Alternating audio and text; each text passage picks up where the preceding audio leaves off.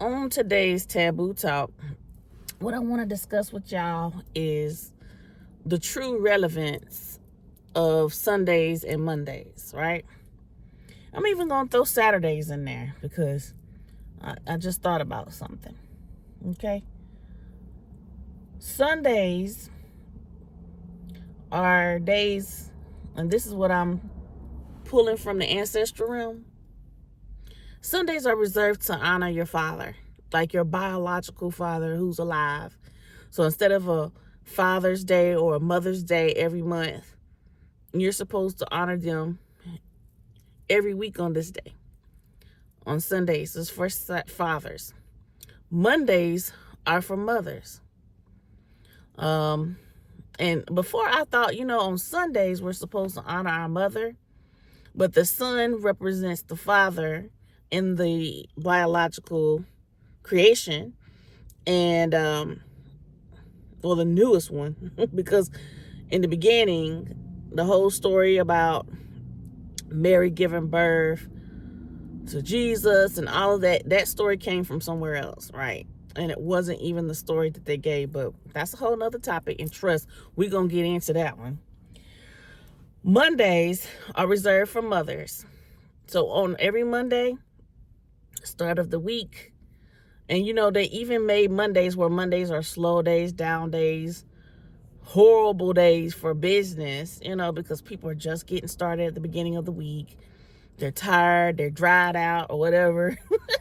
Mondays are crazy. They're really busy days sometimes, or sometimes they're slow and boring days. But from a corporate standpoint, they've really put a bad spin on Mondays. Mondays represent the moon. Moon represents woman. Woman represents mother. Okay? So every Monday, we're supposed to honor our mother. Saturdays, the so-called Sabbath, I'm just going to take that one and use that for the star. Star is the child, us. Whoever the children are of those two parents, then that's who is going to be celebrated on a Saturday. So on Saturday, that's your day for you. That should be a self-care day every week on Saturday, no matter what. Even if it's just something small, a little snack for yourself, or doing something nice, getting a certain lotion, or whatever it is you got to do to make sure you're feeling good and comfy. Saturdays for the star. You are the star of your own show, of your own life. So now that I've got that out, that's one thing to correct, because that's what I want to say about Taboo Talks. In my Taboo Talks, I am breaking things down from the very beginning and giving it to you straight, just how it's supposed to be, how it was, what it is, this and that. Now, when it comes down to stuff, history, I feel two ways about history, because I look at it like this.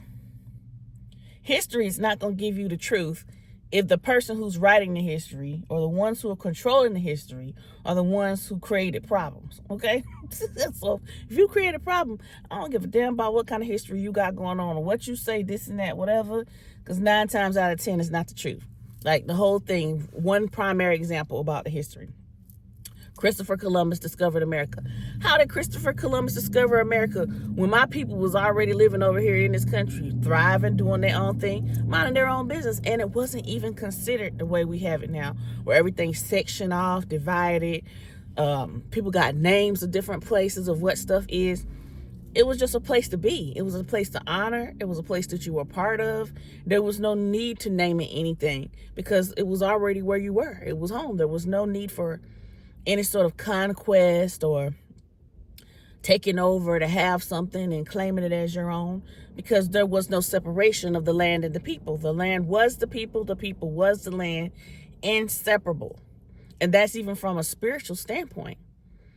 But like I said, that's a whole nother story too. It's a very long, drawn out story, and all these stories are long strings of information that were misconstrued, broken, torn apart, everything conditioned out of us through different measures and different ways on purpose to keep us from knowing what the truth is, knowing what the truth was, remembering what things were, and maintaining a certain feeling or thought and making micro movements to get things back to balance the way it's supposed to be. after you've been conditioned so long and tenderized and masterized or whatever, people forget. Not only do they forget, but they become desensitized to everything. Even with the movies and things like that, how they have violence and comedy mixed together, and it's fun and it's funny. It's the slow chisel of desensitizing is coming from different angles now. Okay? Different angles. But that's one thing I wanted to teach you guys today. For whoever is watching, you're spiritual, you want to know, well, what am I supposed to really be doing, or how's it supposed to be done? And even just the holiday itself. American holidays are not positive holidays. And I'm here. I am from this place here. They're not positive. All of them have something negative or bad about them. So me personally, I don't even celebrate them at all. But those in particular, Mother's Day and Father's Day, are two holidays. And you notice they don't even have no self-care days out of the year for you to celebrate yourself. Because if you gain awareness about yourself, who you are, your agency, your sovereignty, your independence, and what it is that you're supposed to have for yourself, then control starts to lose grip just a little bit. You put a little bit of grease on that grip, slide away and slide out. They don't want you to do that. And there's multiple reasons for that.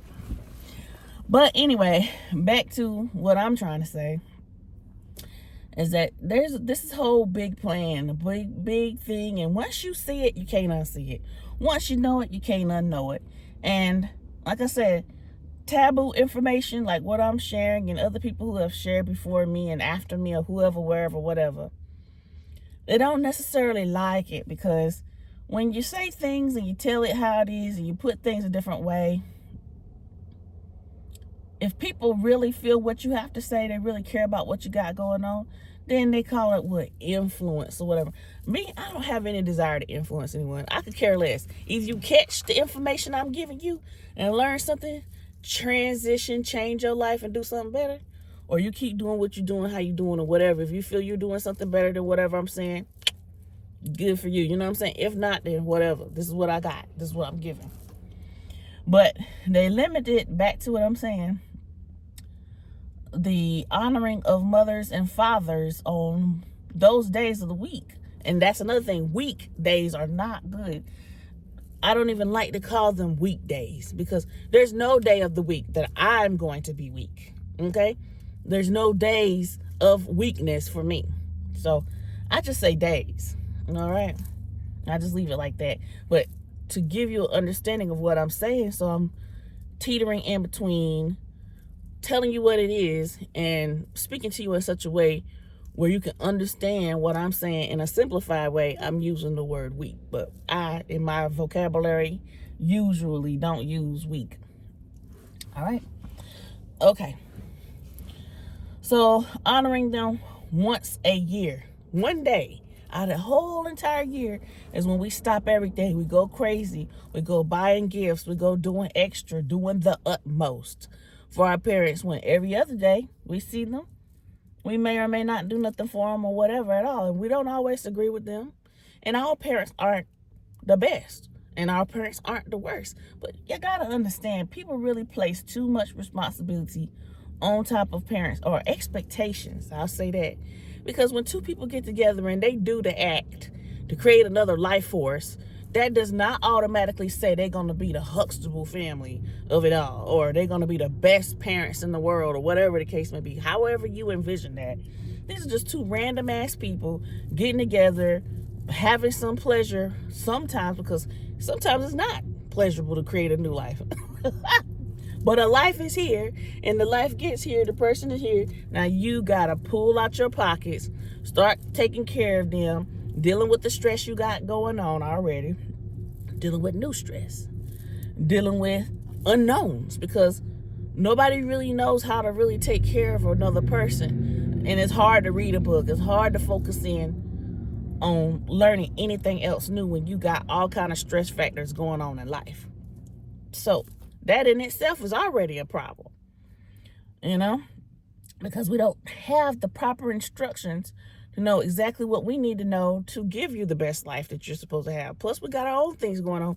And adults and children, we can't always explain what it is that we're going through. And sometimes, hell, we don't even know what we're going through or how to even say it or what it is we need to do to get the help we need to transform our lives.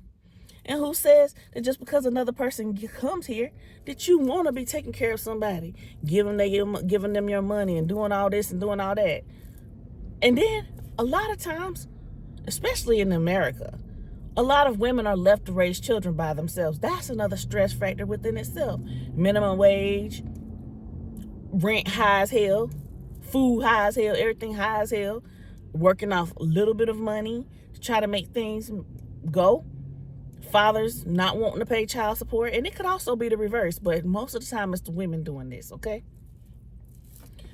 That puts lots of pressure on top of the person already there. Your parent may or may not be going through depression and anxiety. You don't know what they're going through. So to just sit there and blame them for everything and be mad at them, oh, they didn't give me the life I deserve. Well, damn, they might not have had the life they deserve. What about them? What about them, though? So that takes it right back to no matter what happens, no matter how the parents are, good, bad, or indifferent, there still should be honoring there. What does honoring look like? It could be anything, whatever feels natural and comfortable to you. You don't have to go all out. This is a sovereign journey, so you can do what you really want to do to honor them. That may be having a reflection in your own home or wherever you're at, thinking about them. That may be setting up some kind of visual or some kind of ancestor table or something for them, even though they haven't passed. Just an honor table, that's what we're going to call it. You could call them. You could spend time with them. You can do something special every now and then. And this is kind of like going across different cultures about, I believe it's called philopiety. Now, I'm not saying that we have to do that, but at the same time, the parents did everything for you. They gave all that they could sometimes. And I'm not speaking up for every parent, because some parents really just aren't doing anything. Some parents don't want to do nothing. You know what I'm saying? It's varied. But at the same time, just to have the experience to come into this realm, that's enough. Okay? And you would like to be taken care of? I know. We all would. But even if you don't, you still get a chance once you're old enough to make life what you want it to be, to do what you want to do with your life. And you don't have to sit here and worry about who did this and who didn't do that, and if this happened, that would have happened, and all this and that. Whatever. Just start from where you are.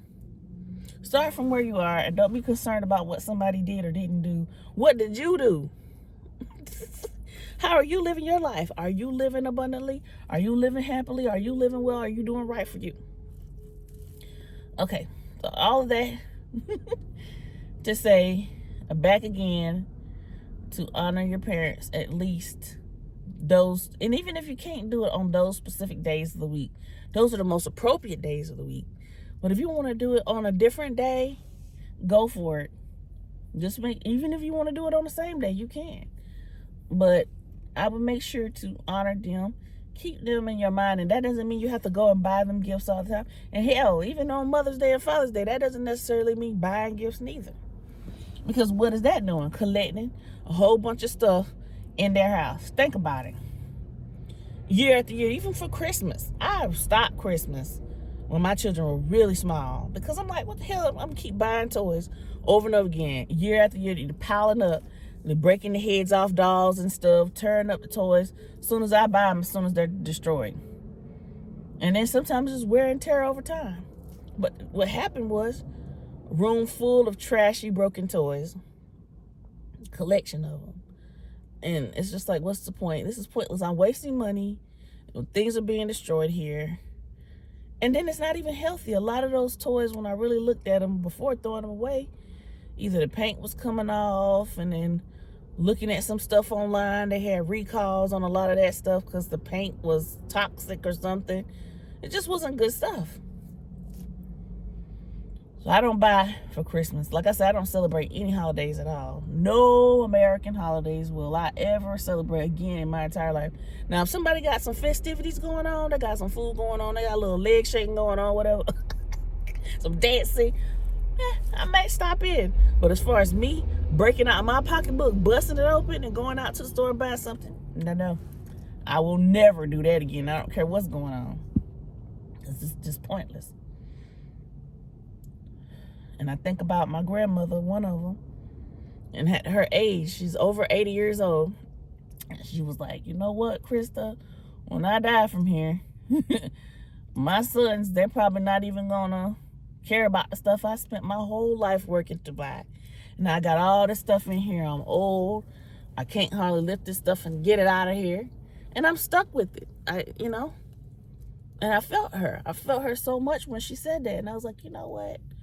I'm gonna keep a handle on that too, making sure I don't excessively buy and getting a whole bunch of stuff, and doing whatever I can and stay focused. Even if I want to buy something, slow down, double check, because sometimes I may even already have what it was that I wanted and just forgot about it or forgot where I put it at. And just really taper back on spending and impulsive buying and things like that. So that's my little taboo talk today. They don't want you to know, but that is what that's supposed to be.